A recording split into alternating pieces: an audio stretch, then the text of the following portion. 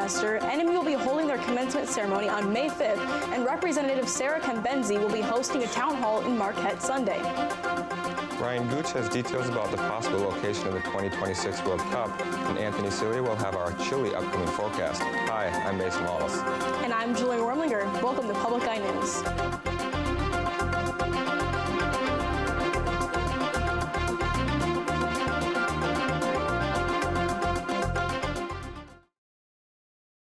Michigan University will host its spring commencement at 10:30 a.m. Saturday, May 5th in the Superior Dome. Of the 912 students eligible to graduate in May, 706 will participate in their ceremony. An additional 119 August graduates will also march, raising the total number of participants to 825. Governor Rick Snyder will be the keynote speaker, and Alexandra Camilio Lugo of Lake Forest, California, will serve as the student commencement speaker. And Meyer today donated 2 reconditioned semi-trucks and trailers to Northern Michigan University's new CDL truck driving program. Marquette Meyer store director John Spalding says, quote, "Meyer strives to be a good neighbor throughout the communities we serve and are pleased our retired vehicles will be put to good use by Northern Michigan University students," end quote. Since 2010, Meyer has donated 93 tractors and 33 trailers to community partners across the Midwest.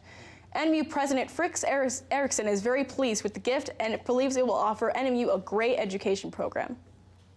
A town hall listening on school safety will be held by State Representative Sarah Cambenzi. The event will take place Sunday, April 29th from 3 to 5 p.m. at Marquette Senior High School Theater. There will be multiple guest speakers to speak on the issue, including Marquette County Sheriff Greg Zybert and Marquette City Police Chief Blake Rybold. Cambenzi said the event will enable the community to discuss ways to improve school safety, while Superintendent Bill Saunders said schools that pool their resources together have much safer schools. And as of yesterday, 25 of the 44 dogs removed from a home in Gladstone last month have been adopted. Currently, there are 2 more ready for adoption, while the others are still undergoing socialization to prepare them for their new homes. The shelter adoption specialist, Tiffany Alsick, said they check in with all the families a couple days after the adoption is complete. Thus far, some owners report their dogs to be a little skittish, but overall, they are all doing excellent. Scareback Entertainment Group, Inc. announces the addition of new equipment for the 2018 Upper Peninsula State Fair. New this year is the super spectacular ride called The Speed, manufactured by KMG in the Netherlands. Complete thrill and mind-blowing speed through the air is what customers experience on this ride. Also new this year is the family funhouse called the Wacky Shack, manufactured by Owens in America. Brightly outfitted with colorful features, tricks, and maze-like appeal, the Wacky Shack can accommodate adults and children. And authorities say 3 people are dead after a medical helicopter crash in northern Wisconsin. The Oneida County Sheriff's Office confirmed the 3 fatalities today. Chief Deputy Dan Hess said the crash involved an Ascension Wisconsin Spirit helicopter, but he said he doesn't know if the 3 victims were all Ascension employees. A witness says the chopper went down in a heavily wooded area with high ridges and some swamps. And after the break, we'll be back with your national and international news. Stay tuned. From Havana, Cuba. This is International Jazz Day. Host Will Smith joins Herbie Hancock, Quincy Jones, Chucho Valdez, Esperanza Spalding, Kurt Elling, Marcus Miller, and over 50 artists from around the world for a spectacular International Jazz Day global concert. This evening at 10 after Live from Lincoln Center. Welcome back. The 2018 U.S. Winter Olympic and Paralympic teams visited the White House this morning. However, some of the biggest names from the Games wouldn't be present. Among those skipping the event include Lindsey Vonn, Aaron Hamlin, Adam Rippon, and Chloe Kim, to name a few.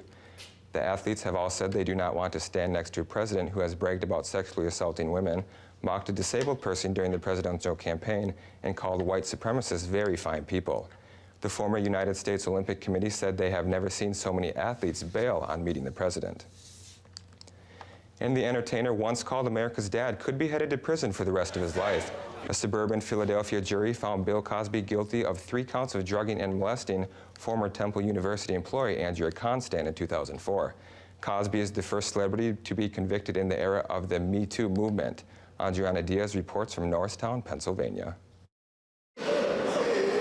3 of the more than 60 Cosby accusers walked out of the Pennsylvania courtroom Thursday shaking with emotion following the guilty verdict.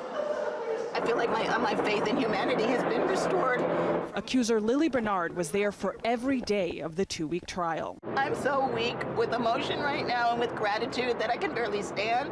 It was a long and emotional trial for the women who were defeated less than a year ago when another jury deadlocked on the same charges against Cosby.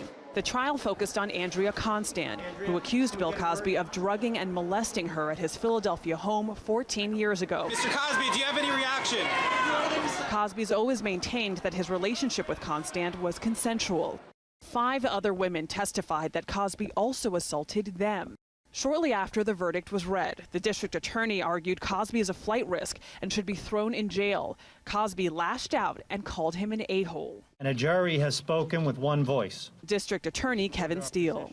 We hope that this case sends a strong message that the victims of these types of crimes can come forward and be heard. Cosby's defense says it will appeal. We don't think Mr. Cosby is guilty of anything, and the fight is not over. Within hours of the verdict, 3 more universities rescinded Cosby's honorary degrees. He had to forfeit his passport, and he isn't allowed to leave the county until his sentencing, which is expected in 60 to 90 days.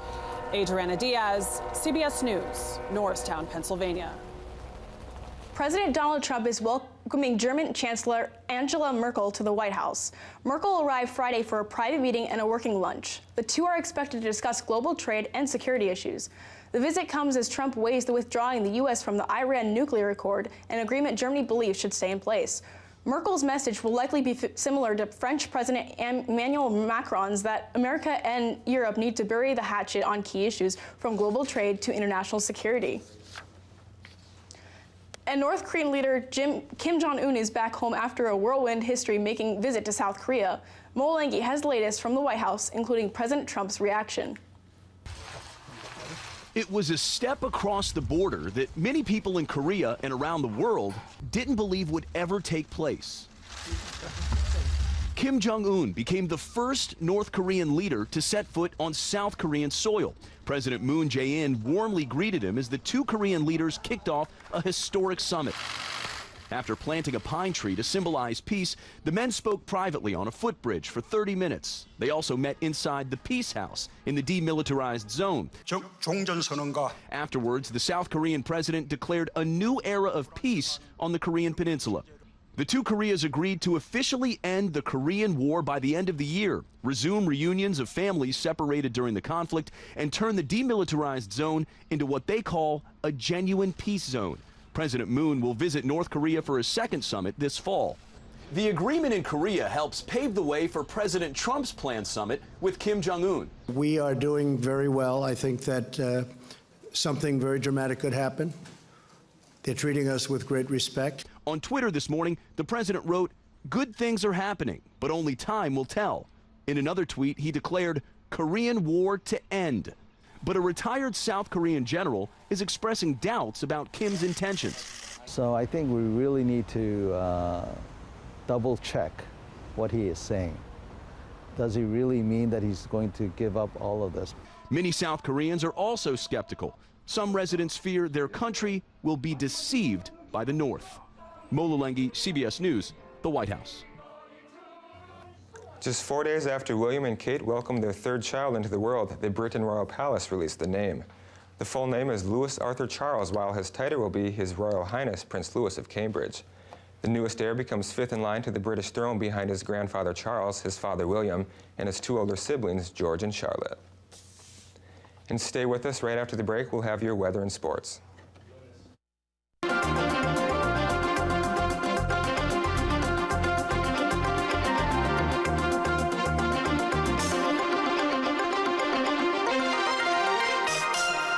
Next time on Austin City Limits.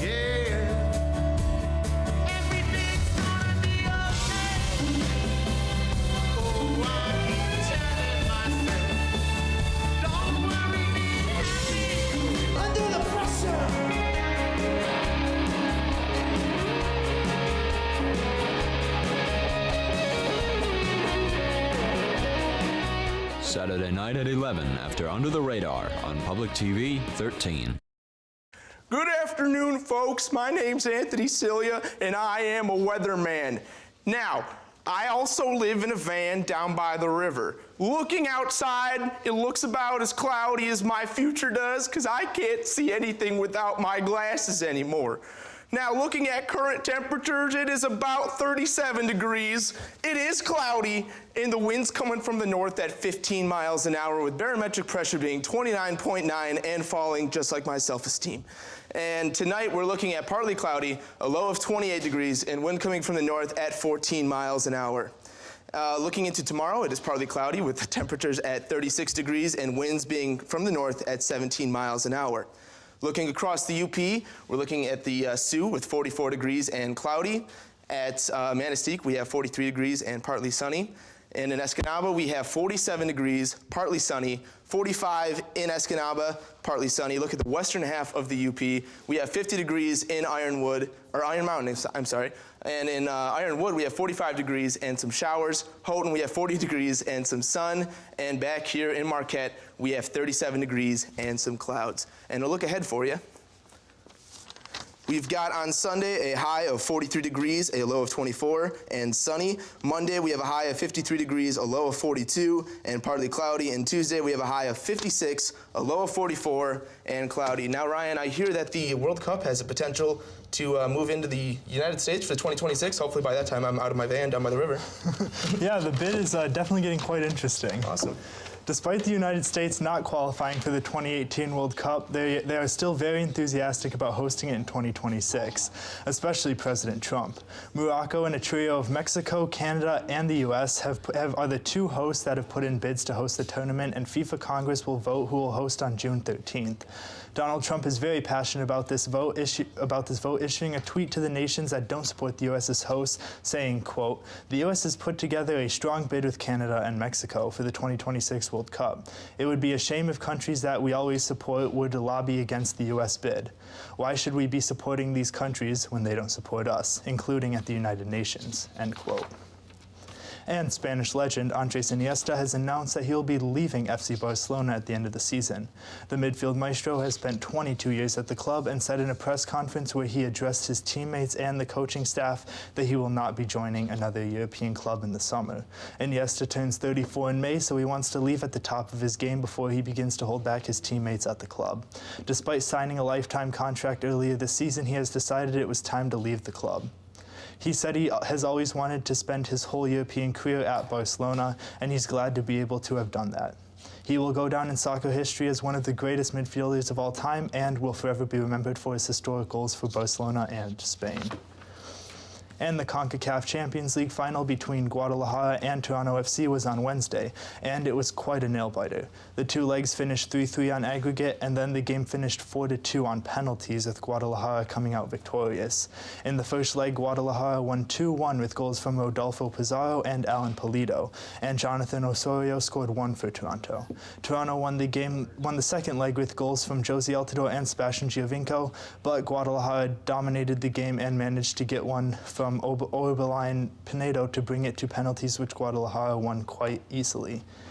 Now, Mason, a lot of things have been coming to an end. Public Eye News, Iniesta's career, and I hear you have a story about another business that is coming to an end. Yeah, Ryan, it's a pretty slithery situation. Police have pressed charges against a Connecticut man trying to sell venomous snakes.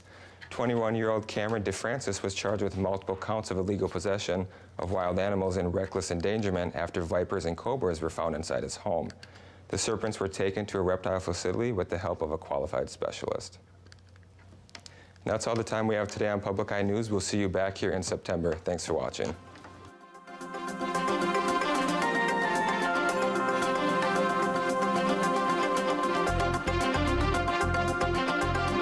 The preceding program was produced in studios located in the Edgar L. Hardin Learning Resources Center by WNMU-TV, Northern Michigan University Public Television.